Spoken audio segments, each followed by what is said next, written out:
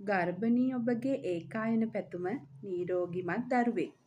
එසේනම් ඔබ HIV සහ උපදංශය සඳහා අදාළ රුධිර පරීක්ෂාව අනිවාර්යයෙන්ම සිදු කළ යුතු වෙනවා. ඒ ඔබට HIV සහ උපදංශය කියන රෝගය වැළඳී තිබෙනවාද කියලා අඳුනා ගන්න. ඔබට එම රෝගය වැළඳී තිබුණහොත් ඔබගේ කුස තුළ වැඩෙන දරුවාට එම රෝගය ආසාදනය වෙන්න පුළුවන්.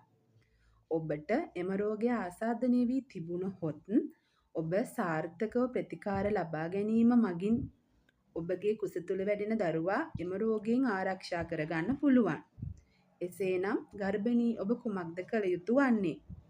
ගර්භණී වී සති 12ට පෙර ඔබගේ සෞඛ්‍ය වෛද්‍ය නිලධාරී කාර්යාලයට පැමිණ HIV සහ උපදංශය සඳහා පවතින සායනයට සහභාගී වී අදාළ රුධිර පරීක්ෂාව සිදු කරගන්න ඕනි. මෙම සේවාව 100% රහසිගත වන අතර 100% සුවේච්ඡා පදනමින් මෙන්ම 100% නොමිලේ සිදු කරන සේවාවක්.